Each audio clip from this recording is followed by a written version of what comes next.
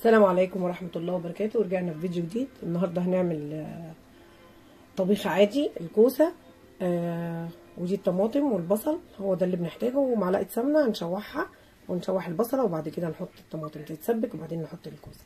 سهلة خالص وبسيطة، أكلتنا بسيطة يا جماعة وسهلة وأي حد يعملها. احنا معانا شوربة، هنزود شوربة. معناش شوربة هنحط مية ونحط مرقة دجاج ونأكل ولادنا. يعني احنا بس أهم حاجة الخضار احسن من البروتين كمان. يعني البروتين ممكن تسلقي لولادك بيضه وفي الفطار اخدوا البروتين بتاعهم النهارده، بس الخضار اهم حاجه. دي كوسه غسلناها كويس وبعد كده بالمقوار بتاع السنوري، المقوار بتاع البتنجان، هنشرشرها كده وبعد كده نغسلها تاني عشان لو فيها اي تراب ولا حاجه، وبعد كده هنقطعها زي ما انتم شايفين دلوقتي. هقطعها قدامكم. اكلتنا بسيطه وسهله، بس انا حبيت اعملها معاكم علشان البنانيت الجداد ده بنقطع عليه شريحه جديد حلو جدا، احلى من اي قطاعه. بصوا بقى، هنقطع دي ودي. احنا غاسلين الكوسه كويس جدا جدا. بصوا بقى هنقطعها ازاي. قطعيها بورب كده تبقى شكلها حلو. بصوا بتبقى شكلها جميل في الطبيخ. اللي عايز اصغر من كده يقطع، يعني ممكن نقطعها اصغر من كده اهي. قطعناها صغيره شويه تمام. هنقطع بقى كل الكوسه كده.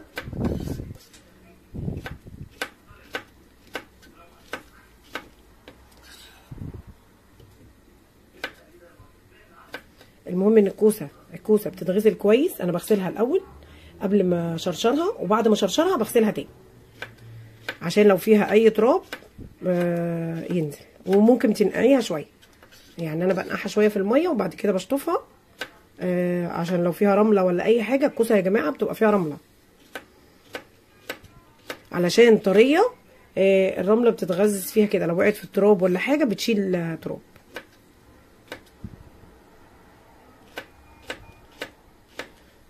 دايما اعملوا لاولادكم خضار، مفيش لحمه ولا فراخ، عادي خالص خالص. نعمل خضار وحبه رز بمرقه دجاج او من غير مرقه، اللي ما بيحبش حط توابل وخلاص وياكل ولاده احلى خضار. يعني ايه معلش نجيب فراخ مش هناكل ولادنا طبيخ؟ لا، طبيخ فيه دلوقتي كل الاكل، في كوسه وفي فاصوليا وفي سبانخ. اعملي لولادك كل الاكل وعلى قد ما تقدري. معاكي تجيبي، معاكيش اطبخي لهم خضار. اهم حاجه الخضار. احلى كوسه. كوسه دي حماتي الله يرحمها كانت بتقول لي ان الكوسه غذاء القلب. عندي اخ من اخواتي ما بياكلش طبيخ الا كوسه كوسه فقط لا غير، وممكن صينيه بطاطس، يعني بطاطس او كوسه بس. وعندي اخ تاني بيحب البطاطس، ربنا يخليهم لي يا رب ويطرح لي فيهم بركه. اخواتي حبايبي كلهم يا رب، ويفرحهم بولادهم يا رب.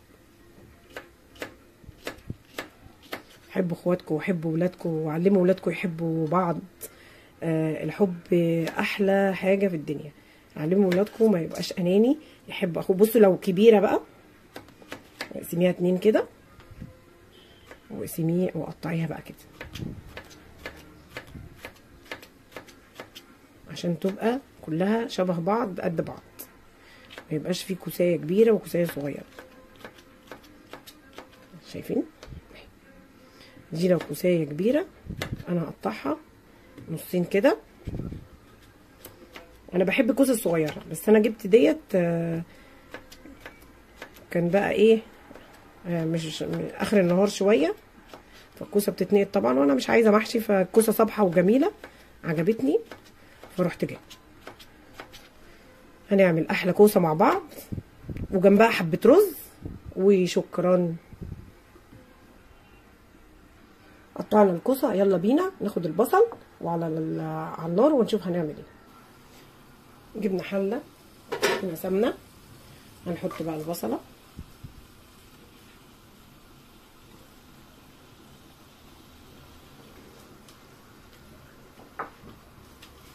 طبخ عادي جدا. هنقلل البصله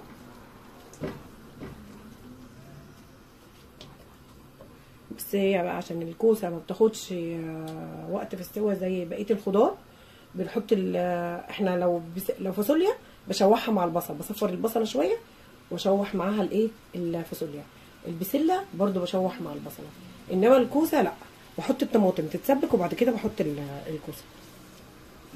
هنشوف مع بعض دلوقتي.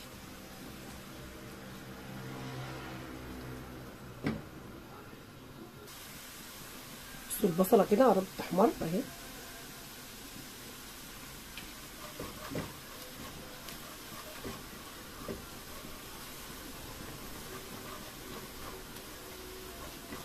انا ما بحبش احمر البصل قوي عشان الاكل ما يبقاش حامي على القلب كده. اهو هنحط الطماطم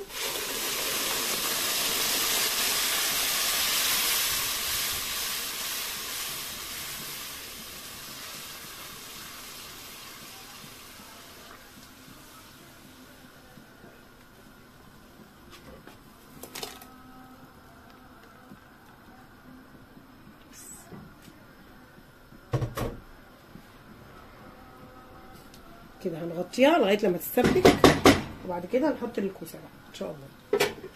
خليكم معايا لما تتسبك هوريها لكم واحنا بنحط الكوسه، وهوريكم المراحل كلها بتاعت تسويه الكوسه.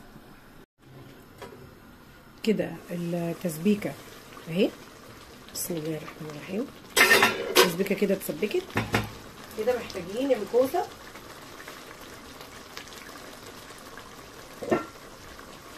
جبنا الكوسه اهي. بسم الله الرحمن الرحيم.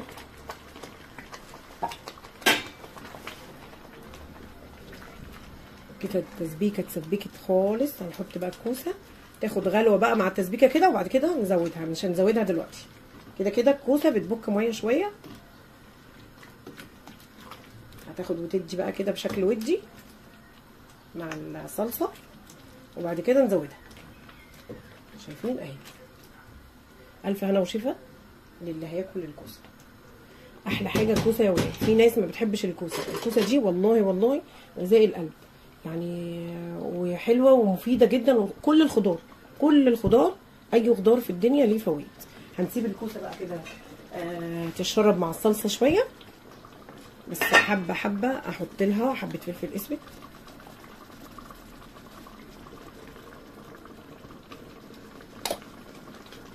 حبه ملح، تمام، بس علشان تبقى حقيقه والكوسه تاخد حقيقه الصلصه. احنا لسه هنحقق تاني ولسه هندوق تاني ولسه كده هنديها شوربه. الشوربه متحققه تمام. شوربه يعني ايه، واخده حقيقها ومظبوطه كده. هنغطي عليها ونسيبها، ولما تستوي هنرجع لكم. لما تشرب شويه وانا بسقيها برده الشوربه هوريها لكم. كده الكوسه عايزه تزود شوربه، هنزودها بقى شوربه.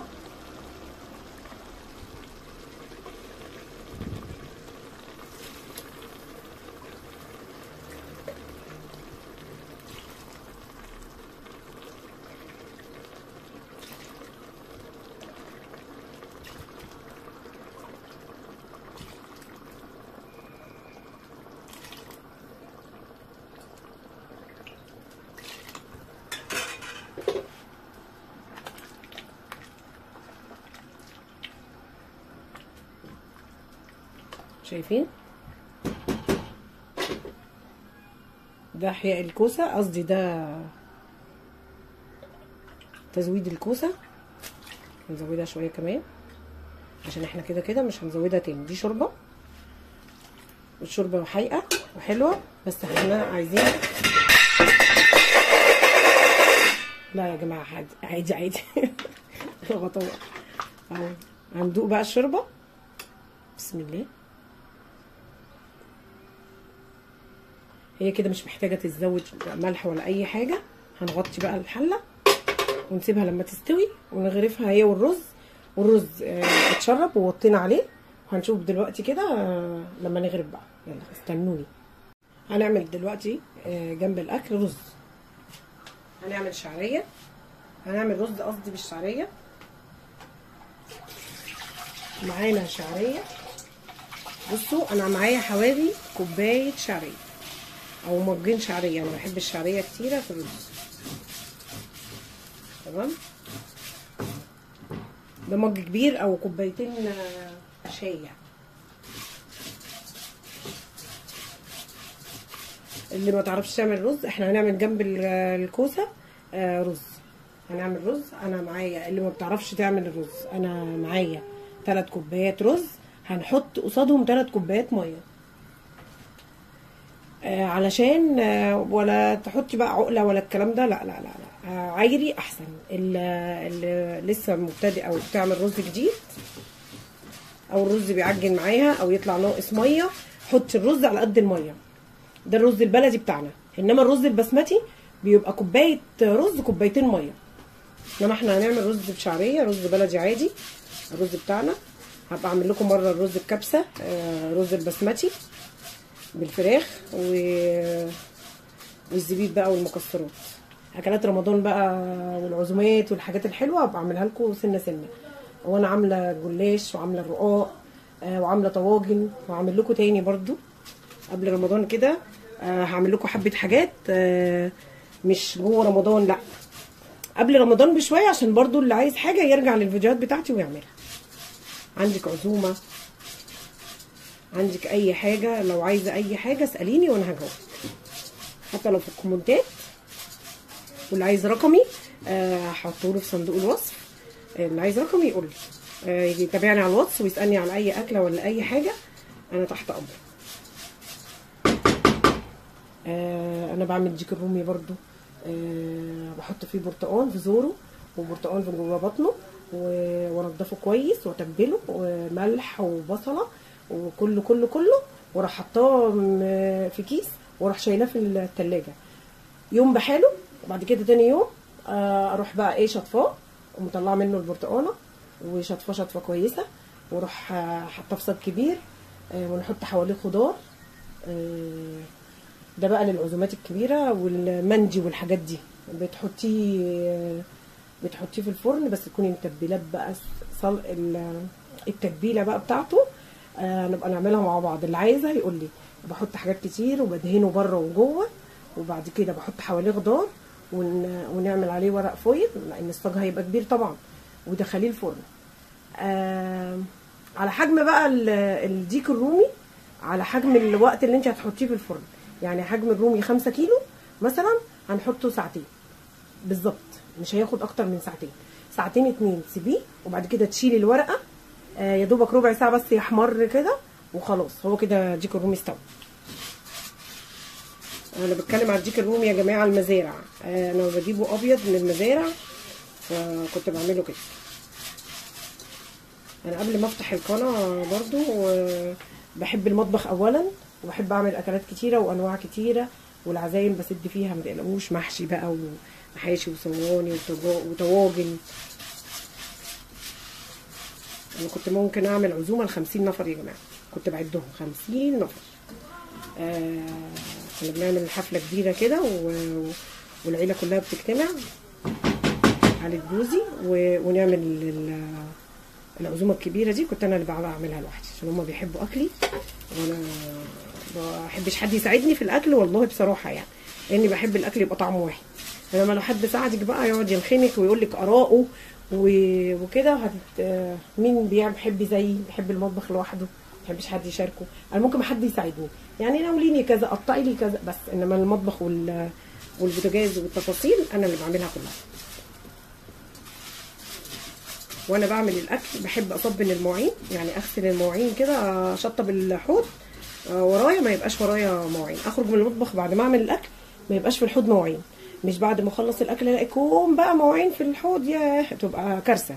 لا انا بعمل كل حاجه، يعني انا عملت في الكبه شطفتها وشلتها، وعملت في الخلاط الطماطم شطفته وشلته، والقطاعه اللي انا قطعت عليها الكوسه برضه غسلتها وشلتها. يعني كل حاجه اعمليها هتلاقي نفسك بعد ما خلصتي الاكل خرجت من المطبخ ما وراكيش اي حاجه. بس هو بقى ايه، اطباق الغدا بعد الغدا، الحلل لو خلصت ولا حاجه، هو ده بقى ايه، خلي حد يساعدك، يقول له انا وقفت في المطبخ كتير اغسل انت المواعين بس. سهله وبسيطه. لو مفيش غيرك برضو استريحي شويه، اشربي كوبايه الشاي وقومي اغسليهم ويبقى ما وراكيش حاجه. اكلتنا النهارده بسيطه ومش مكلفه. انا جبت كيلو الكوسه امبارح ب 30 جنيه، تمام، وجبت كيلو الطماطم ب 8 جنيه، يعني 38 جنيه. وبصل كان عندي، والحاجه طبعا الباقيه كانت عندي. يعني كل الحكايه لو انت هتكلفيها من اولها لاخرها مش هتكلف 50 جنيه، عشان هتجيبي رز وشعريه. طبعا انا عندي الرز والشعريه، عشان كده اكلتي بسيطه النهارده وموفره.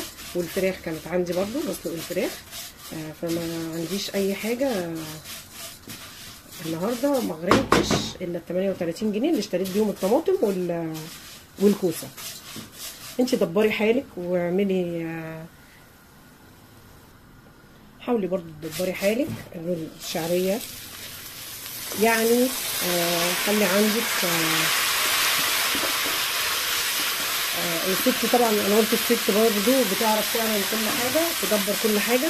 يعني انت وانت في السوق لقيت الطماطم رخيصه. انا امبارح لقيت الطماطم ب5 جنيه، عربيه كبيره، راجل فلاح بس بيعبيها. بس هي الطماطم كلها حلوه اليومين دول. وممكن تاخدي بقى ايه، تجيبي وانت بتجيبي الاكل مثلا، بدل ما تجيبي كيلو طماطم للاكله، لا هاتي 2 كيلو، 2 كيلو ونص، 3 كيلو.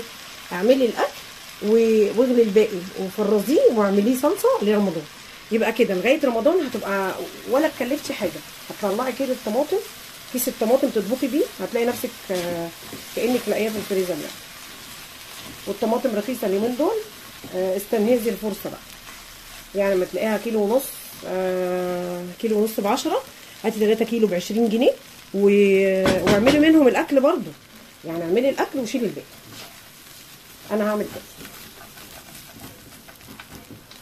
انا جبت 2 كيلو ونص ب20 جنيه لانه الدهاني ب8 جنيه، تمام. بصوا احنا هنفلفل الرز كده. انا دول 3 كوبايات رز، هنحط 3 مجات من اللي احنا عايرناهم بيهم. عايزه اوريكم برضو عشان ايه يبقى فيه مصداقيه يا جماعه. وهقول لكم برضو اخد قد ايه، لان الرز ده بيشرب ميه. طيب ده مج، ماشي.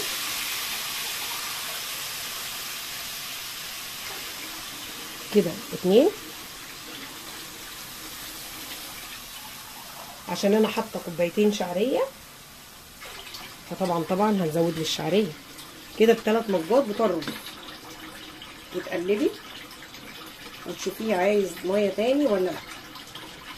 انا ما بغليش ميه للرز ولا حاجه، بس لو حطيتي ميه سخنه من الكاتل برضو هتبقى افضل، هيغلي بسرعه وما ياخدش وقت.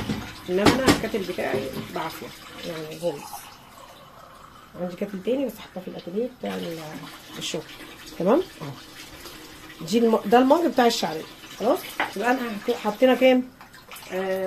3 مجات للرز. لو انت عامله رز ابيض هياخد 3 مجات، 3 مجات. لو انت حطيتي شعريه، مج شعريه مثلا، حطي تاني مج للشعريه. هنحط بقى الملح. بصوا بقى دوت هنحط له معلقه ملح كبيره كده ونشوف. معلقه ملح كبيره كده.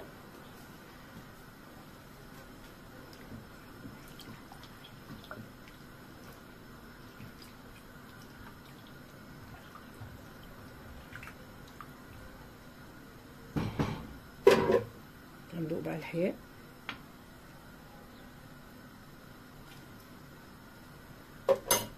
هو كده مظبوط جدا جدا، بس انا حاسه ان هو عايز حبه ميه تاني، لان انا ما حطيتش مج شعريه. انا حاطه اكتر من مج شعريه، ماشي. يبقى كده حطينا 4 مجات ونص ميه على 4 ونص مع مج حاجات، يعني شعريه ورز.